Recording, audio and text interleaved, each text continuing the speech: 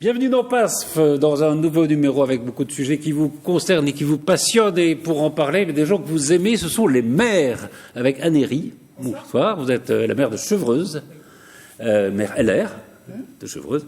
C'est vrai que je disais, c'est la fonction politique qui est encore sauvegardée par les Français. On a cette chance-là, effectivement. Effectivement, on est un peu épargné. Alors, il y a une profession que les gens aiment beaucoup, c'est les avocats, quand ils en ont besoin. Vincent Vanessian. Bonsoir, vous êtes avocat au barreau de Paris. Bonsoir, oui. Je suis pas sûr que ce soit la profession préférée des Français. On peut en parler, ça peut être un sujet de débat, mais voilà. Profession, je pense, assez controversée. Par exemple. C'est encore mieux qu'huissier, mais on est sur la bonne voie, je pense, pour les rejoindre. Et vous êtes donc avocat au barreau de Paris et spécialiste de la liberté d'expression. Vous avez publié il y a quelques mois un code de la liberté d'expression qui rend compte de tous les textes qui concernent ce sujet vaste. Qui a vocation à devenir obsolète rapidement, vu la propension qu'a d'autres pays à faire des textes. Voilà. Oui, absolument. Philippe Briot, bonsoir. Vous êtes le maire du Chênay Rocancourt. Je suis médecin. Vous êtes médecin urgentiste. Pas d'avocat, voilà. Oui, c'est vrai. Oui. C'est une profession, alors évidemment, urgentiste en plus. Oui, j'aime bien ce qui est rapide, oui. En efficacité. Ce qui est rapide. Et est-ce que, justement, peut-être que la profession de maire, la fonction de maire est une des fonctions politiques où on voit un peu ce qu'on fait. On voit les résultats. Observation, diagnostic, traitement. Très bien. Et donc vous êtes le maire du Chênay Rocancourt, puisqu'il faut dire maintenant Chênay Rocancourt, puisque vous êtes marié. Le Chênay s'est marié à Rocancourt. Je suis également marié. Oui, également. Voilà. Ça, c'est votre vie privée. Jean-Charles Lajoigny, vous êtes éditeur. Voilà, toujours. Et peut-être en fin d'émission, vous nous présenterez le dernier roman qui s'appelle Banlieue Est. Un petit chef-d'œuvre. Un petit chef-d'œuvre qu'on offrira peut-être à Anne-Héry. Oui, on peut le Si vous aimez les polars. C'est entre Léo Mallet et San Antonio. C'est pas mal. Non, franchement, c'est extraordinaire. Copieux, drôle, il y a du fond. C'est banlieue est, mais ça pourrait être banlieue ouest. Oui, ça aurait été mieux ici, mais enfin bon. Mais voilà, mais banlieue, ça sonnait pas bien, donc banlieue est, ça va. Oui, banlieue, c'est pas très joli. Voilà. Mais banlieue est, ça fait plus musical. On dit parfois, c'est la banlieue de... Non ? Vous aimez ça? Nous, on a été traité de pecno à une certaine époque parce qu'on était à la campagne. C'était la Seine-et-Oise. Et puis on est devenu banlieue ouest. Ça nous a un peu fait... ça donnait un peu d'étoffe. Banlieue, je crois que ça vient de lieu banni, non? C'est ça? Je crois que c'est ça. L'origine. Tous la banlieue de quelqu'un, de toute façon. Oui, absolument. Aussi, Alors, on va parler d'un premier sujet. C'est le sujet qui divise depuis des années. On va se demander pourquoi, peut-être les Français. C'est l'événement, d'ailleurs, c'est l'événement de cette émission. C'est la question du voile.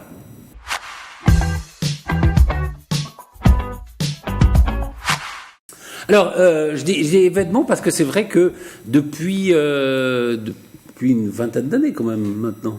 Les premières étudiantes, les premières lycéennes dans le lycée, c'est ça. Je me souviens avoir fait une émission là-dessus. 89 créé, je crois. Ah oui, 30 ans. 30 ans. Oui, ça fait 30 ans. Je me souviens d'avoir fait une émission là-dessus, c'est ça, il y a une trentaine d'années. Voilà. Non, ça vous rajeunit pas, Patrice. Non, ça ne me rajeunit pas, mais...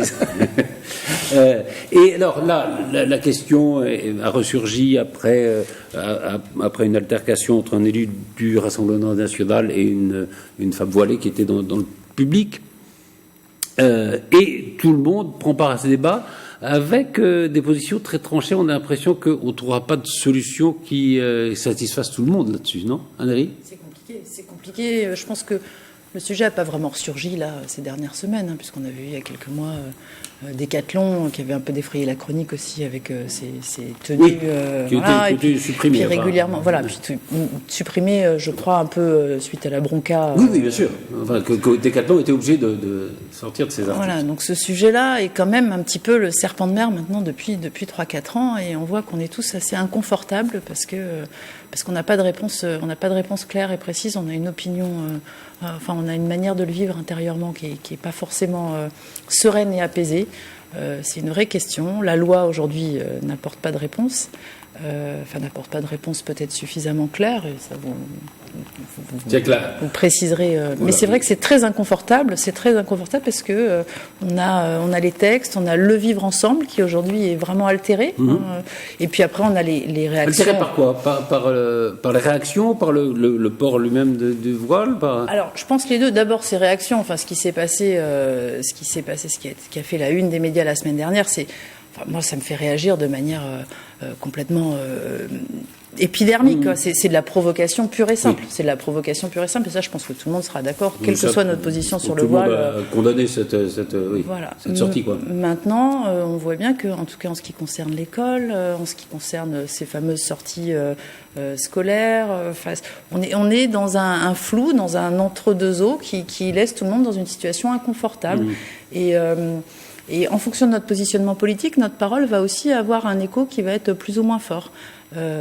J'ai entendu Badinter il y a quelques jours avoir un discours qui était très apaisant. Alors je suis très à l'aise de reprendre les propos. Pas très loin de celui de Jean-Michel Blanquer d'ailleurs, qui disait c'est pas parce que c'est mieux dit peut-être. Oui, qui dit en gros c'est pas parce que la loi dit quelque chose qu'on est obligé de dire que ça ne pose pas de problème. En gros c'est ça que je crois qu'on souffre aujourd'hui de cette difficulté à vivre ensemble et on n'arrive pas à apporter de solutions qui nous rendent les choses plus faciles pour bien vivre ensemble. Et c'est vraiment, en tout cas dans notre quotidien de maire, je pense que vous en conviendrez, c'est vraiment notre mission numéro 1, c'est faire en sorte que les habitants de nos communes, de nos villages arrivent à vivre ensemble sereinement, de manière apaisée. Et là, on est face à une situation devant laquelle on n'a pas trop de réponses légales et pas trop de moyens d'agir sans attiser finalement ces différences. C'est peut-être juste quelque chose de juridique, parce que c'est interdit le voile pendant une sortie, c'est interdit à l'école.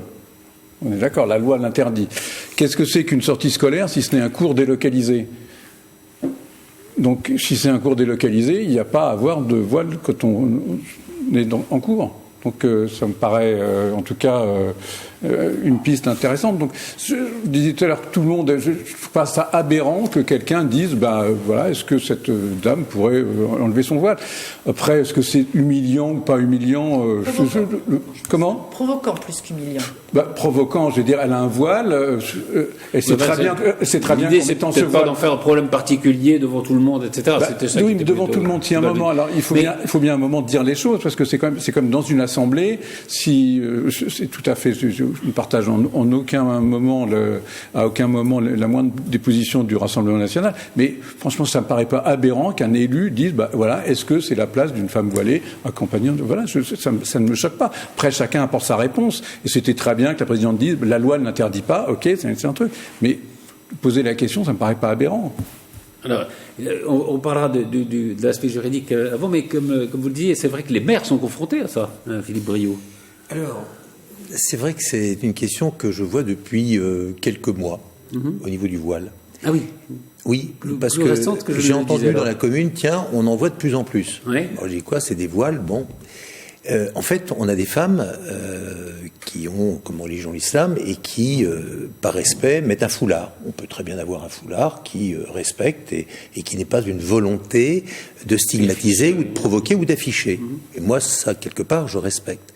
Mais lorsqu'on a vraiment, quelque part, un signe extérieur qu'on peut considérer comme une volonté d'affirmation, de provocation, là, effectivement, on s'interroge. Mais avant de parler du voile, on aurait pu parler des cantines, avec des demandes de repas, de la piscine. Non, mais ce que je veux dire, c'est que depuis quelques années, on voit progressivement demander un certain nombre de signes en rapport, quelque part, avec un affichage volontaire d'une religion qui veut rentrer dans nos villes en imposant quelque part quelque chose. Et c'est là où, quelque part, nous nous interrogeons, je m'interroge. Pour l'instant, il n'est pas question de stigmatiser, de diviser, parce que, comme me dit ma collègue, notre rôle, c'est d'essayer d'assurer, je dirais, une unité dans une commune. Par contre, si certains, mais ça peut être le voile comme un gosse qui, aussi, indépendamment de ça, va mettre le bazar ou autre, à quel moment nous avons le devoir de dire, attention, on va provoquer quelque part des troubles dans la commune. S'il y a trouble, je pense que nous devons utiliser les lois qui existent. Il y a des lois, utilisez-les. faut les utiliser. Est-ce qu'il faut inventer autre chose? Je pense qu'on a suffisamment les outils pour le faire. Par contre, puis notre loi, on ne sait pas comment on pourrait l'appliquer. Mais la loi, moi je lisais la loi, elle existe. Le rapport de Gérard Larcher, là, suite à une interview avec Bruno Jeudi, je crois il a fait quelque chose d'intéressant. Eh bien oui, c'est vrai, et le président de la République nous a dit qu'il allait en parler. Je pense que c'est important qu'il affirme cette identité française et qu'est-ce qu'il pense de tout cela, parce que derrière, bien évidemment, on va décliner l'immigration, on décline de tout, et c'est là où il y a un danger. Donc je dis, attention, soyons prudents et regardons les choses avec les outils que nous avons. En tout cas, moi, pour l'instant, c'est plutôt une vigilance, une prudence, mais peut-être une fermeté aussi pour dire, là, on n'est pas d'accord, là, on est d'accord. Et clarifier la position de ce qu'est la position française. C'est vrai qu'on attend un peu que le président de la République s'exprime là-dessus. Oui, moi j'attends effectivement qu'il s'exprime. On a un ministre de l'Éducation nationale qui a pris une position extrêmement claire. Alors on dit va diviser la majorité. Oui, alors il y a des gens dans la majorité qui ne sont pas d'accord. Mais laissons ça de côté. Je pense qu'on a besoin de gens aujourd'hui qui nous aident, tous bords confondus, pour garantir cette unité républicaine de notre pays, la France. Voilà, c'est tout. Vincent Vanessian, alors sur le plan juridique déjà, où est-ce qu'on en est? Je pense qu'avant d'être un problème juridique, c'est un problème politique. Bien sûr. Et je pense que ce dont il faut partir, c'est du fait que un système juridique n'est que le reflet, en tout cas dans une démocratie, de la volonté des personnes d'organiser la société d'une certaine manière. Et donc pour moi, la première question que je pose, c'est a-t-on le droit d'avoir un avis, une opinion, une volonté d'organiser la société dans laquelle on vit d'une certaine manière? Ça, c'est une première chose. En ce qui me concerne, je pense que la réponse est oui. Une fois qu'on a posé ce principe-là, beaucoup de choses en découlent. Des textes, des libertés, mais aussi des interdictions. Il y en a plein, des interdictions. On ne peut pas se trimballer, par exemple, dans la rue sans vêtements. On pourrait très bien penser que oui, c'est vrai. On veut être proche de la nature. Non, mais on veut être proche de la nature, voilà. Mais il se trouve que la société, il y a des gens qui se baladent nus. Peut-être que dans 50 ans, on pourra. Voilà. Aujourd'hui, on peut pas pour plein de raisons. On estime que c'est indécent, que les enfants, peu importe. Donc, ce que je veux dire, c'est que il faut accepter que chacun ait une vision politique des choses et puisse avoir une opinion sur la manière dont la société est régie. Ça, c'est le premier point. Parce que, bien évidemment, si chacun des sujets auxquels on est confronté se résout par une question binaire, ai-je le droit ou pas, on ne va pas aller très loin. Donc, une fois qu'on a posé ça, il y a effectivement quelques textes fondamentaux qui sont très importants. Et alors, le texte fondateur, c'est la Constitution. Et dans son article 1er, la Constitution, après le préambule, dit la chose suivante. La France est une république indivisible, laïque, etc. Il n'y a pas d'explication. Qu'est-ce que la France? Qu'est-ce que le laïque? Qu'est-ce que la République? Parce que quand on regarde la République... Donc voilà, tout part de là. Donc déjà, rien que ça, c'est sujet à interprétation. Ne parlons pas de la laïcité. Mais simplement, voilà, donc rien que cette phrase-là peut prêter à interprétation, et cette interprétation, elle est politique, elle est sociale, elle dépend des gens qui vivent dans une société à un moment donné. Voilà. Donc le débat, pour moi, n'est pas une question de... c'est une question de droit. De droit individuel. Ouais. Voilà, c'est un débat politique. Mais c'est vrai qu'il y a la loi de 1905, c'est vrai qu'il y a la loi plus récente de 2004. Et donc, comme on est dans une république laïque, et je tiens aussi à ajouter que la Constitution, bien évidemment, nomme aussi, par ailleurs, l'État avec un grand E. Donc, c'est pas tout à fait la même chose. Il y a la République et il y a l'État. Il ne faut pas confondre. Voilà. Et puis, en plus de la Constitution, il y a une loi de 1905 qui est une loi, et beaucoup d'autres textes. Et notamment sur le sujet qui revient apparemment régulièrement sur les accompagnateurs, etc. Il y a une loi de 2004 qui a réglé le problème des signes ostentatoires des étudiants. Par ailleurs, il y a un principe qui est dans à la fois la Constitution et puis surtout dans beaucoup de textes de loi sur la neutralité du service public et en particulier à l'école, des enseignants. Mais il y a une circulaire ensuite de 2004 d'application qui explique, qui vient préciser que ce texte et ce devoir cette obligation de ne pas afficher de signes ostentatoires s'appliquait non seulement dans l'enceinte de l'école, mais également dans les sorties scolaires, sportives, etc. Mais ça concerne les étudiants. Et dans leur grande sagacité, les rédacteurs de cette circulaire ont ajouté dans un autre article « La loi ne concerne pas les parents d'élèves ». Mais je ne suis pas sûr que, quand ils ont écrit cela, ils pensaient particulièrement au cas des parents. C'est les parents d'élèves qui vont attendre leurs enfants à la sortie de l'école, les parents d'élèves éventuellement même qui vont participer à un conseil de classe. Voilà. Donc... Pour revenir au voile, la question du voile, parce qu'il y a deux questions. Il y a des gens qui en font une question religieuse, mais il y a aussi une question sur les droits de la femme, sur le statut de la femme, non ? C'est important aussi, non, dans le signe, l'image que ça montre. Et quand vous dites, voilà, on a le droit de vouloir vivre dans une république avec des principes, c'est un peu ça que vous dites aussi. Non ? Oui, en tout cas, ça pose aussi ce problème-là. Moi, ça me paraît absolument contradictoire avec l'idée que je me fais du statut de la femme en règle générale. Voilà. Après, c'est une sorte de choc culturel, un choix de société. Chacun est bien évidemment libre de faire celui qui l'estime être le bon, mais moi, j'estime que c'est pas le mien. Voilà. Donc, mon rêve n'est pas de voir des femmes voilées. Mon rêve n'est pas de voir une femme se cacher. Mon rêve n'est pas de voir des femmes qui pensent que tous les hommes sont des porcs et qu'on va leur sauter dessus systématiquement. Non, mais c'est un peu l'idée quand même. C'est quand même un peu l'idée. Moi, j'en parle avec mes étudiantes et notamment quelques-unes qui sont voilées. Je veux dire, on n'est pas d'accord, mais on en discute de façon tout à fait civile. Mais je veux dire, c'est pas du tout ma vision de la société. Donc voilà. Anne-Marie, comme vous disiez justement que ça posait un problème du vivre ensemble, c'est aussi parce que en France, le débat.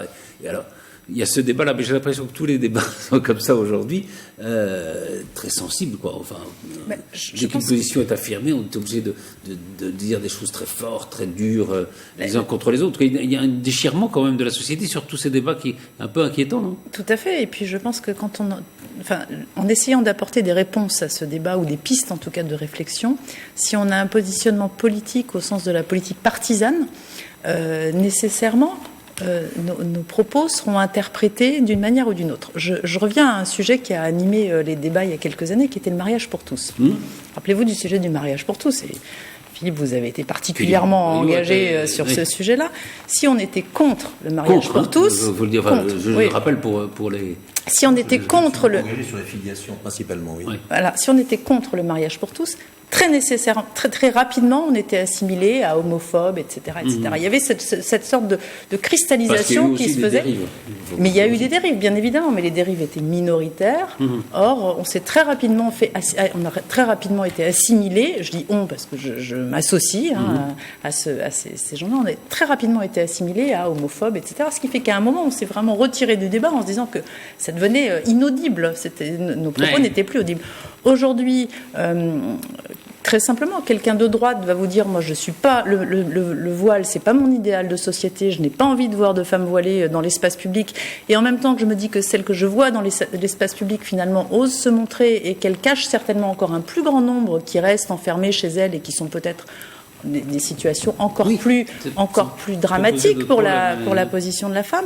Je me dis que si moi, en tant que étiquetée LR, j'ai ce discours-là, on va me dire que j'ai un positionnement qui est radical et que je m'apparente aux positions du Front National, ce que je combats tous les jours.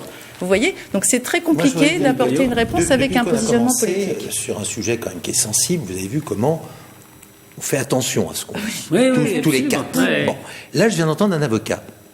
Et ça m'intéresse parce que j'ai jamais eu autant d'appels d'avocats depuis 2 ans sur tous les dossiers qu'on peut avoir. Tellement on a de recours, et tant mieux. Donc vraiment, je pense que vous êtes un métier qui avait de l'avenir, contrairement à ce que vous avez dit tout à l'heure. Mais vous avez dit quelque chose d'important, c'est politique. Donc c'est politique, ça veut dire que ce sont les responsables politiques qui doivent prendre des décisions. Or, les décisions que nous pouvons être amenés à prendre peuvent être contestés dans l'heure, la minute qui suivent, par un référé, un tribunal, les réseaux sociaux et tout. Et là, on a aussi besoin d'un avocat pour défendre, et nous n'avons pas parlé de la justice. Parce qu'à un moment ou à un autre, que nous pouvons être, considérer, amenés à faire parce qu'elles nous paraissent légales, vont être mis au tribunal. Et là, on peut avoir des jurisprudences, des condamnations, des appels ou autres. Et c'est là où j'aurais tendance à dire, nous les politiques, on est quand même un certain nombre à avoir le courage de faire. Il y a des femmes extrêmement courageuses, des hommes un peu aussi, peut-être moins que les femmes, mais il y en a quelques-uns quand même. Vous savez, il y a un terme qui est à base d'un organe génital masculin, je ne sais pas trop. Il faut être couillu, voilà. Donc ça veut dire que dès que vous prenez des décisions, il faut faire attention. Et donc c'est aussi un obstacle au maintien des règles et de la cohésion de notre société aujourd'hui, parce que nous débouchons obligatoirement vers des sujets qui peuvent s'appeler le communautarisme ou autre. Je crois qu'il faut qu'on ose parler des choses. Et on est arrivé là. Le voile, c'est quelque chose qui cache, non pas une partie uniquement du visage et de la tête, mais qui cache beaucoup plus que ça. Et aujourd'hui, le débat, il est là. Et je pense qu'il faut qu'on ait le courage, je dirais, mais intelligent dans le sens de la cohésion de général, d'en parler. Parce que si on n'en parle pas et si on n'ose pas, eh bien, effectivement, dans quelques mois, on ne sera pas surpris des résultats dans les urnes. Et quand vous dites, en effet, parce qu'il y a eu des décisions de maire, on se souvient des décisions, par exemple, interdisant les burkinis dans les piscines, oui. Qui ont été censurées par le Conseil d'État. Ou nous demander la piscine de soir uniquement pour les femmes. Oui. Oui. Non, mais pardon, excusez-moi. Et donc, c'est vrai que la politique peut être censurée par la justice, comme vous le disiez. Bon. Moi, je demande que notre avocat nous défende sur le sujet. Oui, mais est-ce que ça ne revient pas à ce qu'il disait tout à l'heure, c'est-à-dire qu'il faudrait à un moment une position politique claire qui entraînerait le droit derrière elle. Est-ce qu'il y a des positions claires de justice ? Non, mais il y a des positions politiques claires. Martine Aubry, c'est clairement à la mairie de Lille, c'était clairement déclaré pour les piscines, pour des espaces et des moments réservés aux femmes, accédant aux demandes effectivement les plus saugrenues. Donc ça, c'est des opinions. Non, mais c'est une décision politique. C'est une opinion. Non, mais c'est une décision politique. Non, mais quand Vincent Oadessian dit c'est une décision politique, on a le droit de vivre, on a le droit de vouloir vivre dans telle ou telle société, ça c'est de la politique. Mais en fait, est-ce qu'il faudrait pas, est-ce que c'est ça qui est pas au fond si peu net que personne ne sait dans quelle société on vit. En gros, c'est ça. On est dans une société de l'immédiateté où il faut pondre un texte immédiatement pour croire qu'on résout un problème. Ça pose des difficultés. En réalité, les textes sont le fruit normalement d'un cheminement sociétal, d'une réflexion, etc. Et d'un cheminement politique aussi. Et donc, il faut comprendre, en fait, et donc expliquer aussi quand on est politique, expliquer quels sont les fondements des décisions qu'on prend. Parce que sinon, en fait, on vous sert comme argument facile, à longueur de temps, les termes stigmatisation, intolérance. Moi, je ne sais pas ce que c'est que la tolérance et l'intolérance. En tant qu'avocat, homme de loi, je ne sais pas ce que c'est. Je sais ce que c'est que les qualités humaines. Je sais qu'il y a la bonté, la méchanceté, l'empathie, la tolérance. Il y a beaucoup de choses. Oui, en tant que juriste, la tolérance, je ne sais pas ce que c'est. Et d'une certaine manière, ça m'intéresse pas. Sauf les maisons, comme disait le projet politique, voilà. Le projet politique m'intéresse, le droit m'intéresse. Le Conseil d'État a rendu un avis en 2013, mais parce que je trouvais ça intéressant. Oui. En 2013, il a rendu un avis à la demande du défenseur des droits, et notamment dans ce long avis, il explique pourquoi il est nécessaire pour le service public d'adopter une neutralité religieuse. Il faut comprendre pourquoi, parce qu'on pourrait à la limite aussi souhaiter une société dans laquelle on n'a pas besoin de neutralité. Rien n'est une vérité absolue. Donc pourquoi ? Et les sociétés anglo-saxonnes qui sont plutôt comme ça. Et il dit la chose suivante, pour assurer le respect de la liberté de conscience de l'usager. L'État est responsable et garant, c'est dans les textes, de la liberté de conscience. Donc, dans cette réponse-là, ça veut dire quoi ? Ça veut dire que lorsque vous avez des signes ostentatoires religieux, de quelque nature que ce soit, voile ou autre, kippa ou autre, qu'on soit bien clair là-dessus, portés par des fonctionnaires, eh bien, c'est de nature à empêcher ou à limiter ou à faire une pression sur la liberté de conscience des usagers. Il y a eu l'affaire de la crèche. Appliquons ce principe qui me semble absolument clair appliquons ce principe. Et donc, effectivement, dans une sortie scolaire, a fortiori, quand on a des enfants qui sont encore plus, j'allais dire, malléables, sujets à pression, etc., et qu'on les accompagne dans le cadre d'une sortie scolaire, il me semble relever de la simple évidence, du bon sens, que les personnes qui sont donc en charge de les accompagner, donc qui ont l'autorité vis-à-vis de ces enfants-là, en tout cas une sorte de délégation de l'autorité. Mais de toute façon, ils ont l'autorité parce qu'ils sont adultes et ils accompagnent dans le cadre d'une sortie scolaire. Que la moindre des choses, c'est qu'ils ne manifestent aucun signe particulier, ostentatoire, religieux, de quelque nature que ce soit. Les avocats parlent plus longtemps que les maires. Moi, je voudrais poser une question à notre avocat. Est-ce qu'il serait prêt à défendre un recours que nous ferions sur une ouverture spécifique d'une piscine aux femmes à la demande de la communauté? Est-ce que vous me défendriez et qu'est-ce que vous feriez pour la défense? Alors, vous voulez ouvrir la piscine, c'est ça? Non, il ne voudrait pas, justement. Par rapport à Lille. Mais je ne comprenais pas votre position. Oui, mais c'est une provocation que vous avez faite. Alors, c'était la position contraire, j'ai l'impression. Il me semble, parce que c'est pas une fausse réponse, mais vous savez, il y a des spécialités en droit, et notamment, il me semble que ce genre, il me semble que ce genre de problématique sent pas mal de droit administratif. C'est pas les palmes académiques. Voilà, le droit administratif. C'est vrai. Et donc, malheureusement, ça sort totalement de mon champ de compétences. Voilà. Je ne suis pas un publiciste. Voilà. Mais dans le principe, bien sûr que je l'aurais fait. Mais c'est simplement pas mon aujourd'hui domaine. Un vrai problème aussi, et comme l'a rappelé le maire du Chêne-Hérault-Concours, l'ensemble de nos décisions, qu'elles portent sur des faits de société, comme on parlait du voile à Lille, avec les piscines, quelle que soit la matière d'urbanisme, quel que soit l'ensemble de nos décisions, sont de plus en plus sujets à des recours. La plupart du temps devant le tribunal administratif. Et en tout cas, moi, c'est un sentiment que j'ai. Peut-être on peut échanger là-dessus. J'ai de plus en plus l'impression qu'on est finalement dépossédé de notre pouvoir de décision au profit du juge. On prend une décision, elle est contestée, qui va trancher?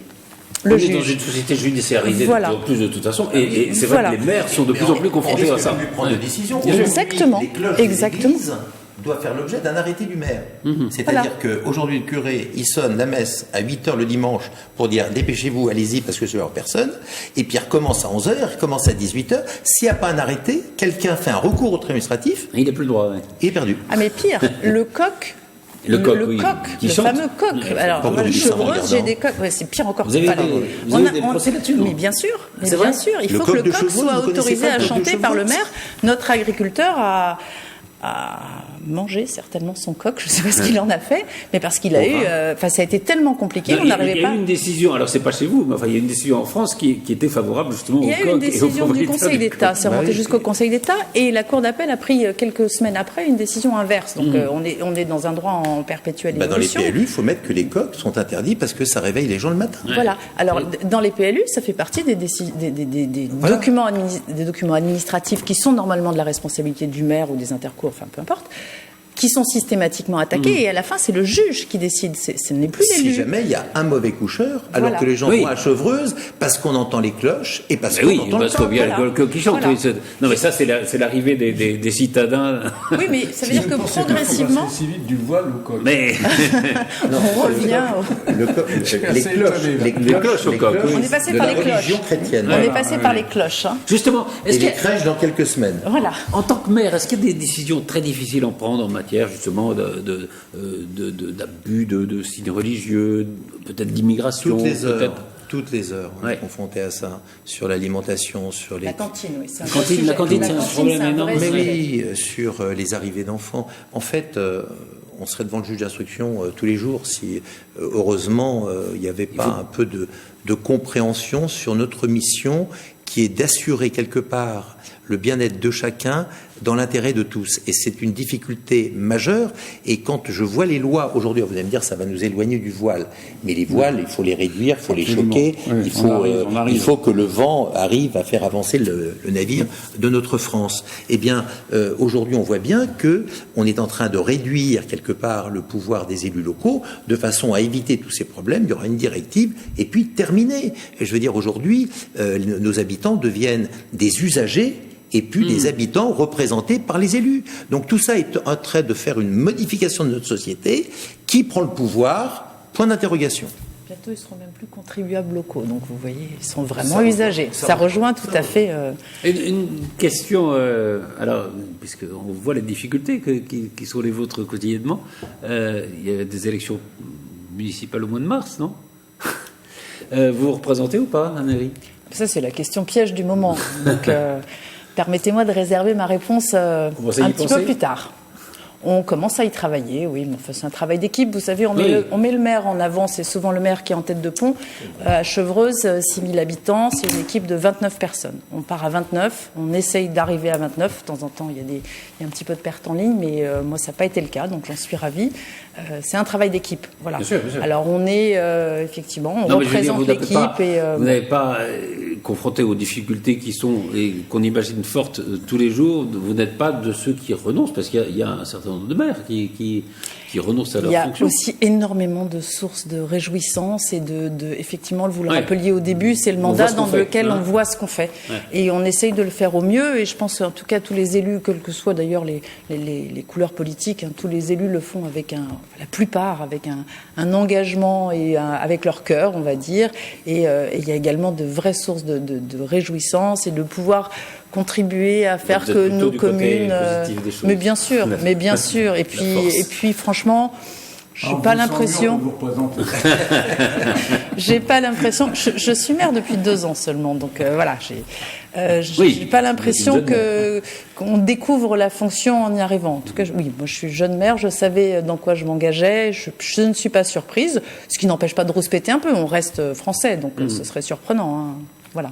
Philippe Briot, vous êtes partant pour un nouveau mandat? Avec le cœur, puisqu'on parle du voile, moi c'est avec mon âme. C'est avec mon âme parce que quand on est maire, il faut avoir la foi. Il faut avoir la foi dans les autres. Et aujourd'hui, je pense qu'il est fondamental que nous puissions avoir la foi de défendre cette proximité qui, je le rappelle, depuis 1982, avec la gauche, a entraîné la décentralisation. La décentralisation, c'est extraordinaire. Ça permet à tout habitant d'être représenté et d'avoir une action relayée auprès du gouvernement. Et je pense d'ailleurs que depuis l'arrêt du cumul de mandats, on a de plus en plus de lois qui s'éloignent de la réalité du terrain parce que, justement, cette proximité est nécessaire. Et parce que, justement, les gens qui étaient sur le terrain ne sont plus présents à l'Assemblée nationale. Mais oui, parce que si vous ne connaissez pas toutes le quotidien que nous avons, donc oui, je prépare effectivement avec une 40aine de personnes un avenir pour le Chêne Héros Concours. J'y contribue, modestement, comme vous me savez. Et donc, oui, je ferai partie de ce challenge de la première élection du maire du Chêne Héros Concours. Alors, vous savez que dans les élections qui se préparent, les élections municipales, il y a un certain nombre de gens soulèvent le risque de listes communautaristes. On n'est pas loin du premier sujet. Hein. C'est notamment Bruno Retailleau qui a signalé ça et qui veut faire un texte. Alors, c'est l'éclairage. Il veut jeter le voile, lui, carrément. Voilà, il veut jeter le voile. Est-ce qu'il faut interdire les listes communautaristes? On va essayer d'éclairer ce débat.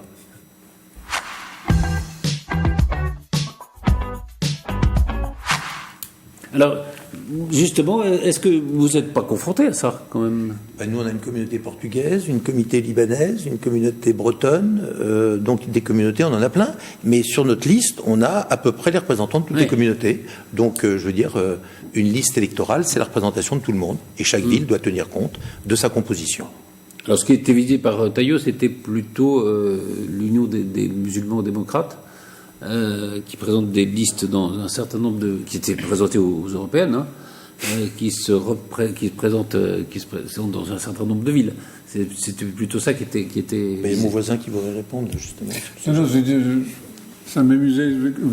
Si c'est les Portugais, je sens assez peu de gens inquiets de listes portugaises, en fait, de communautaristes portugaises. Voilà, je pense qu'on peut dormir tranquille. Il n'y a pas l'ordre public n'est pas menacé avec la communauté portugaise. Voilà, et les Bretons, c'est tout. Je pense qu'avec les Bretons, c'est à peu près la même tranquillité.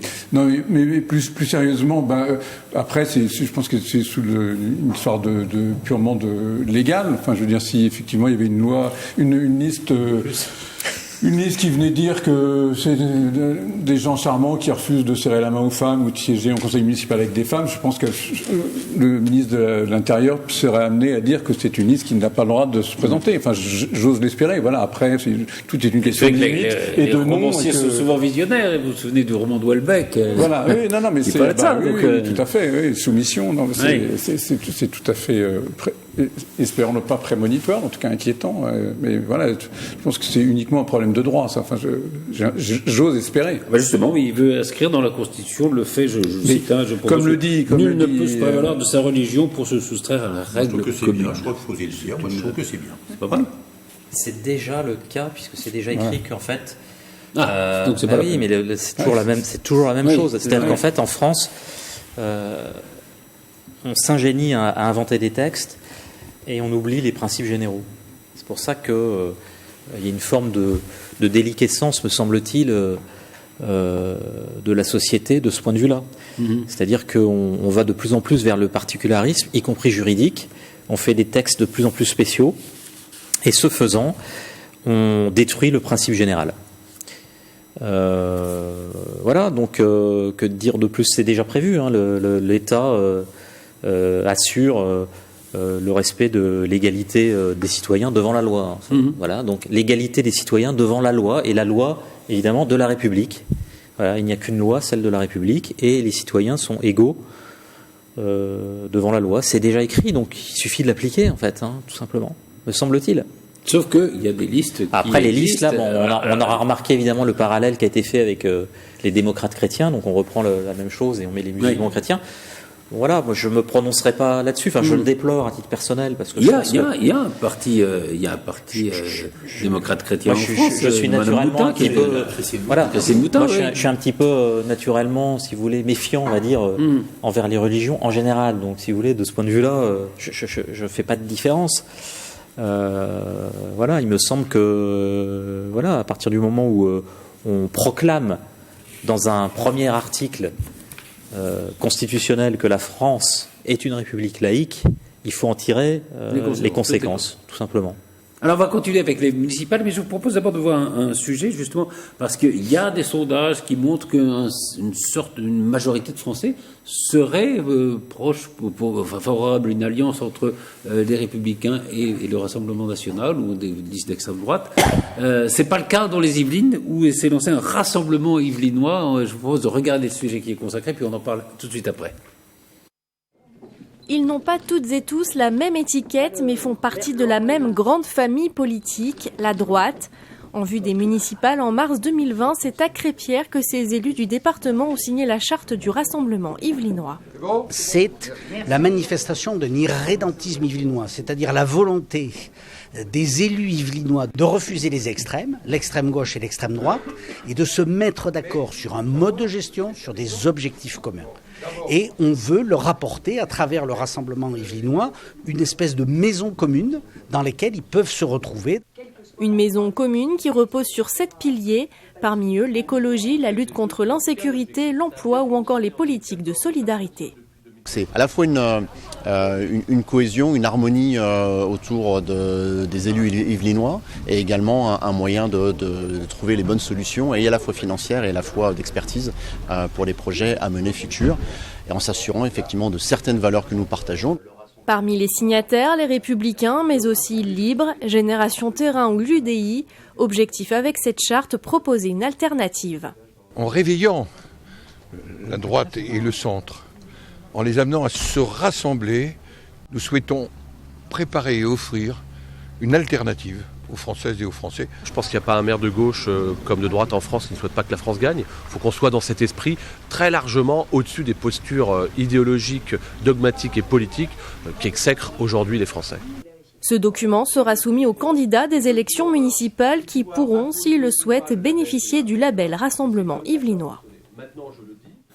Alors, on a reconnu dans ce reportage Pierre Bédier, Carl Olive, Valérie Pécresse, Gérard Larcher. Vous y étiez ? Oui, tout à fait. Vous adhérez à ce rassemblement yvelinois aussi, Tout à fait. À partir du moment où il y a un rassemblement, il est normal d'y contribuer. Mais nos listes ne se limiteront pas uniquement aux partis de ce rassemblement. Je veux dire que dans notre liste, on a des gens aussi bien de gauche, d'En Marche ou peu importe. Ce qui est important, c'est de rassembler toutes les tendances de notre commune, surtout les personnes qui représentent. Donc c'est bien, mais je dirais une étiquette politique ne fait pas une élection municipale.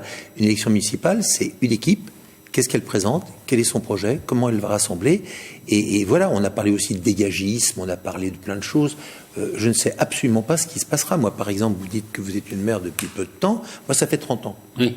Donc on me dira le reproche, oh bah Brio, ça fait 30 ans, ça suffit.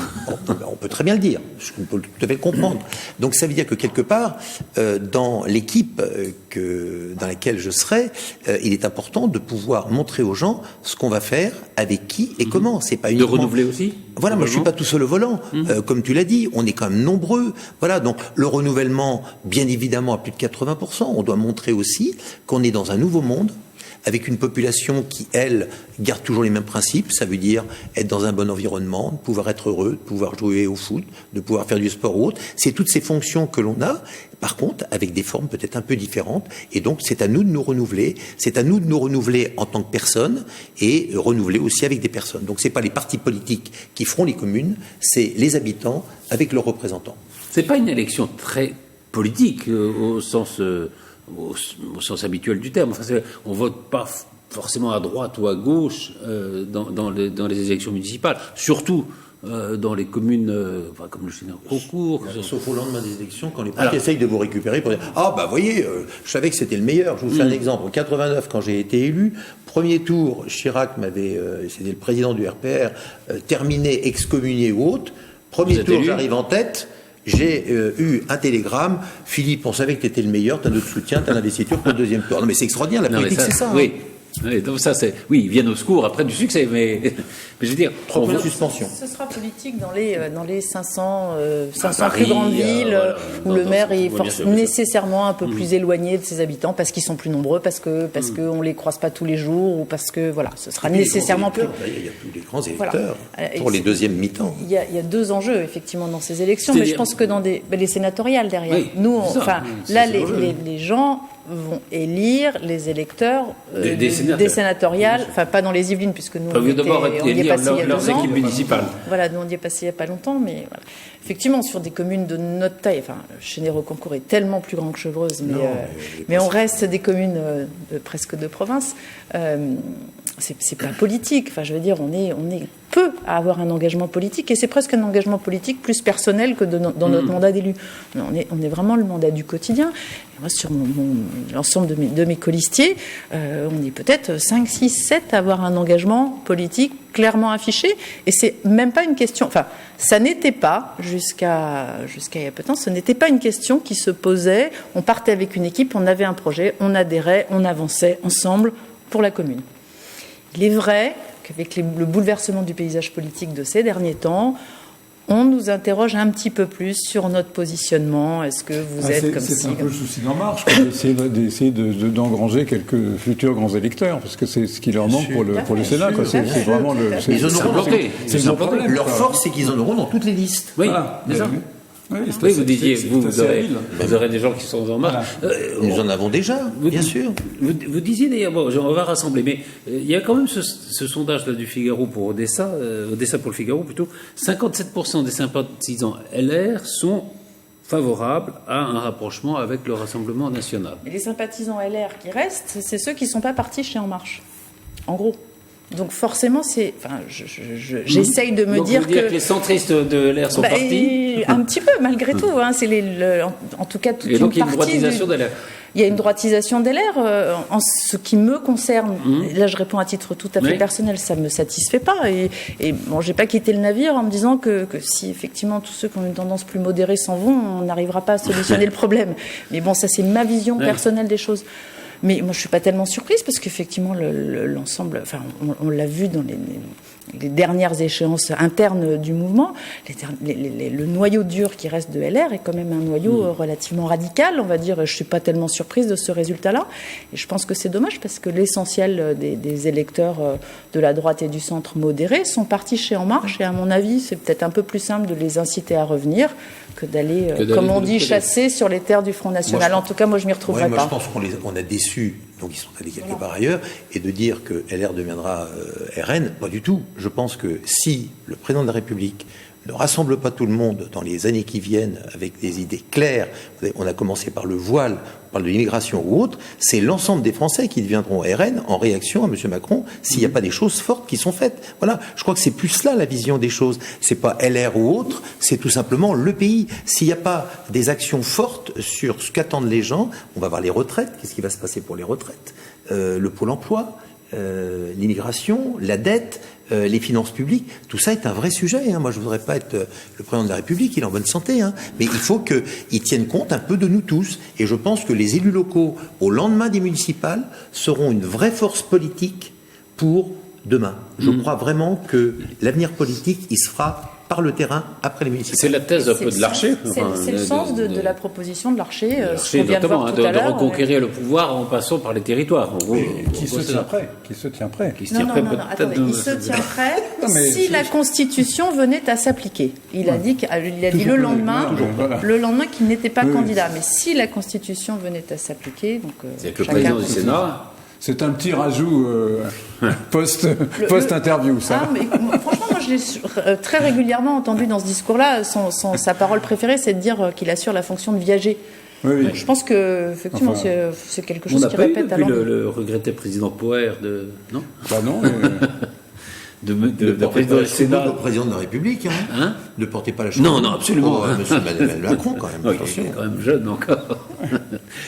Sur cette alliance RN républicain, c'est un serpent de mer. Enfin, mais il y a beaucoup de gens qui disent voilà, c'est la survie de la droite, elle peut passer comme ça, de la même façon que Mitterrand s'était allié avec les communistes pour faire gagner la gauche. Oui, alors après, je pense que on dit toujours, faut pas gouverner avec les sondages. Là, faut pas accorder trop d'importance à ce sondage. Je veux dire, le nouveau patron de LR vient d'être élu. Ça me paraît pas du tout être le facho de base, Christian Jacob. Voilà, il a sûrement des défauts, mais il a aussi quelques qualités. Je pense qu'il n'est pas suspect d'aller frayer avec Marine Le Pen. Donc, d'une part, ça c'est quand même plutôt rassurant.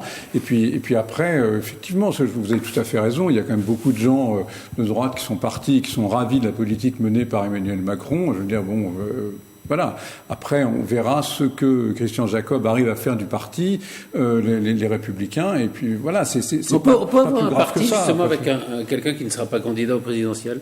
Je pense que c'était la condition sine qua non. Sinon personne n'aurait été élu. Personne n'aurait été élu. Bon, après, ça n'engage que la personne qui le dit au moment où elle le dit. On se souvient de Balladur, de Chirac, de je ne serai pas candidat, on sait très bien que ça n'a absolument aucune valeur. Je veux dire, bon. Après, c'est l'occasion qui fait le larron. On verra. Compte tenu de l'état de LR aujourd'hui, peut-être qu'il est un peu prématuré de se lancer dans la candidature à la présidentielle. À mon avis, il ne faut pas être trop présomptueux et le chantier est suffisamment vaste pour qu'on ait le temps d'y réfléchir. Ça ne mangeait pas de pain de dire j'irai pas en 2022. Voilà. Honnêtement. Voilà. Non, mais c'est vrai que c'est peut-être pas non plus une personnalité qui a des qualités, enfin, qui n'est peut-être pas non plus la stature d'un président de la République. Oui, bon alors on dirait que c'est l'occasion qui fait le larron. On avait aussi dit ça d'Emmanuel Macron ici même. Je me souviens 1 an et demi avant l'élection présidentielle, quand il a commencé à pointer le bout du museau, tout le monde était là autour de la table, sauf moi. L'image le prouve, en train de dire ça tiendra pas, c'est un feu follet. Il a pas la carrure, il est trop jeune, il a pas l'appareil derrière lui, il a 38 ans. Enfin bon, on a vu ce que ça a donné. Voilà, il est président. Donc voilà, les jugements sur il n'a pas la carrure, on verra. Après, Reagan n'avait pas la carrure pour être président des États-Unis, Donald Trump n'avait pas la carrure pour être président des États-Unis. Des gens qui n'ont pas la carrure, avant, il y en a plein. Et puis après... George Bush, peut-être. Il y en a beaucoup. Non, vous avez un... Non, mais je me disais simplement que c'est pas tellement la droite qu'il faut sauver, ni la gauche, c'est la République. Oui. C'est vrai. Je pense que c'est ça le vrai projet.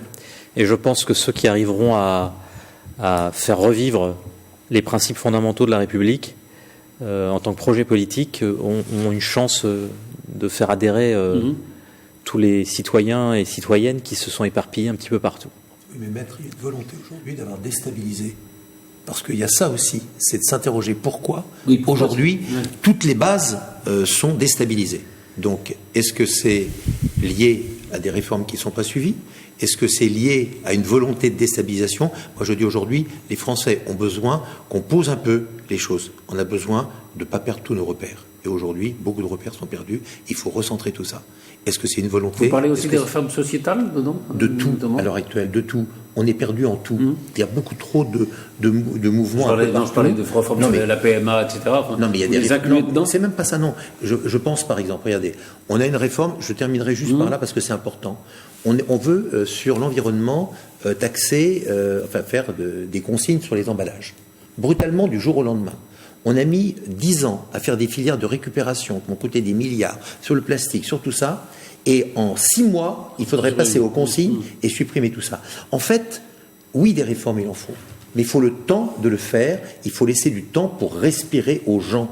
C'est comme, puisque vous parliez tout à l'heure, un urgentiste, un malade qui arrive avec tous les critères qui sont mauvais, vous lui mettez la perfusion pour qu'en 1 heure tout soit bon, tout sera bon, mais il sera mort. Il faut faire attention. Je suis quand même pas en train de dire que la République pourrait vaciller pour une histoire de consigne de bouteilles en verre et de plastique. Non, j'ai pas fait ça. J'ai dit que sur la méthode. J'ai dit que sur la méthode, il y a des tout noircir le tableau. Mais j'ai pas dit noircir. Mais non, on est sur le terrain. Ce que ça veut dire. On est sur le terrain. Moi, je vous dis aujourd'hui, les gens, ils ont besoin d'un peu de respiration pour accompagner les réformes indispensables. Mais il faut nous laisser un petit peu de temps. On ne peut pas dire tout d'un coup, on passe tous aux voitures électriques. On a besoin d'un peu de temps. Et c'est là où on manque de temps. On est toujours dans l'urgence et quelque part sur la loi thérapeutique, c'est-à-dire qu'on fait un truc parce que tout d'un coup il y a une thérapeutique. Voilà. Et je dis aujourd'hui, prenons un peu le temps d'écouter tout le monde et prenons le temps de le mettre en application. C'est ça. Vous n'avez pas l'impression que c'est ce que fait le pouvoir aujourd'hui? J'ai l'impression qu'il y a un petit recul par rapport au...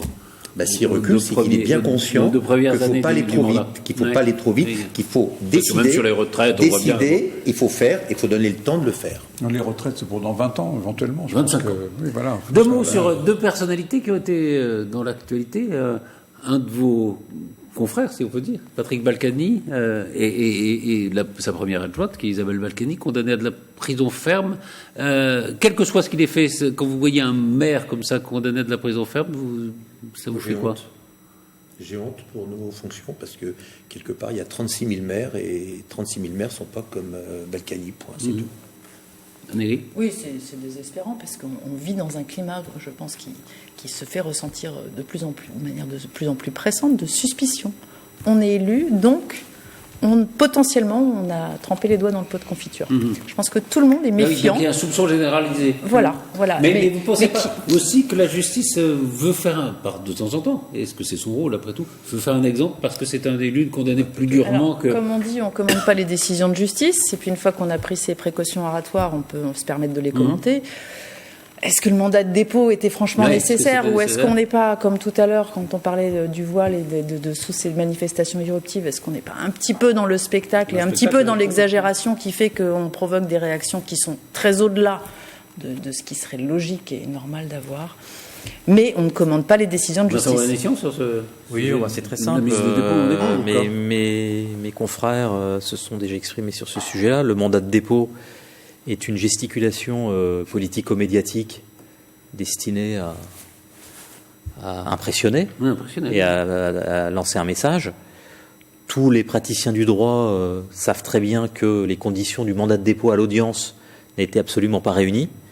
Fuite à l'étranger, destruction des preuves, etc. Enfin, bon. Oui, s'il avait dû partir, il serait parti depuis longtemps. Après, sur la décision en elle-même, j'ai pas de commentaire à faire. Je pense que Dupond-Moretti dit que c'est une décision qui rompt le pacte républicain. Mais quand on est avocat, on défend un intérêt particulier, et donc on a tous les droits d'expression et de la moindre des choses, c'est d'argumenter. La deuxième personnalité qui n'a rien à voir avec la première, c'est Dupont de Ligonnès. Ah oui, il n'était pas maire. Non, il n'était pas maire. Il n'était pas maire, mais il y a un maire des Yvelines qui est bien ennuyé. Je suppose, parce que voilà, c'est. Le maire de Limay. Mais oui, le maire de Limay. C'est un problème pour un maire, non? Que si vous avez un type qui est pris pour un assassin en série comme ça, un pauvre monsieur qui est innocent, pour innocent. Et là, Maître va nous, j'espère, conforter mon propos. C'est scandaleux, ce pauvre type. On a balancé son nom, on a balancé sa maison, on a rebalancé sa photo. Là, aujourd'hui, c'est très bien, on le masque, mais enfin, on le reconnaît quand même, reconnaît quand même parfaitement. On le reconnaît plus, enfin, on reconnaît qu'il ne ressemble pas à l'autre. Non, mais là, on a balayé tout ça d'un revers de main C'est vrai. Sa chance, d'une certaine manière, c'est que ça n'a pas duré très longtemps. Non, ça va durer trop longtemps. Et qu'il incarne finalement le gars innocent, etc. Ouais. Donc, d'une certaine manière, c'est moins grave que d'autres personnes. Est-ce qu'on avait tous envie que ça soit lui, qu'on retrouve Dupont de Ligonnès, je sais pas. Les journalistes, en tout cas, apparemment beaucoup, oui, ça c'est sûr, parce que j'ai trouvé qu'il y avait quand même peu de mea culpa, quand même, de la part des journalistes, à part certains qui l'ont fait, mais vraiment très longtemps après. Dans la presse écrite, c'était bien fait. Dans le Parisien, c'était bien. Et puis le Figaro s'est pas trompé. Il y a eu quand même des unes savoureuses. Oui, mais le Figaro, c'est le seul journal à avoir fait ça en page intérieure en disant Dupont de Ligonnès aurait été arrêté. C'est le seul. Mais ce qui m'a pas mal amusé, c'est d'entendre les journalistes expliquer que finalement c'était la police quand même qui était c'est la faute des Écossais. C'est-à-dire que là, c'est la faute de leurs sources. C'est exceptionnel en fait. C'est la faute de leurs sources, c'est la faute des Écossais. Mais donc en fait, vous avez une mécanique qui, comme disait Heidegger, qui est folle et qui devient folle et qui dépasse, qui fait que aucun journal ne peut refuser d'aller dans ce cours-là, malheureusement. Et celui qui y va meurt. Il me semble que la police, en tout cas le discours officiel de la police a toujours été, y compris du parquet, a toujours été on va voir. Moi, j'ai pas entendu de discours des autorités disant que c'était lui. Donc, mais très honnêtement, les Écossais ont un petit peu mis le bazar dans cette histoire, parce que ça c'est aussi un problème de l'Europe, c'est que en Écosse, 5 points de comparaison suffisent pour dire oui, c'est les mêmes empreintes, et en France, il en faut 13. Donc avec 5, les Écossais ont assuré la police française, disant c'est bien lui. Donc là, c'est vrai que c'est bien. Voilà, nous avons une conclusion de Jean-Charles Lajoigny, c'est la faute de l'Europe. Merci beaucoup à tous les quatre, merci beaucoup à Dari. Donc la prochaine fois, vous reviendrez pour nous dire si vraiment vous vous représentez définitivement. Merci Vincent Anessian, merci Philippe Briot. Donc nous on sait que voilà, vous y travaillez déjà. Et merci Jean-Charles Lajoigny. Et Banlieue Est. Voilà. On va demander à Annéry de le lire et puis elle nous racontera. Merci à tous. C'est au Chanel.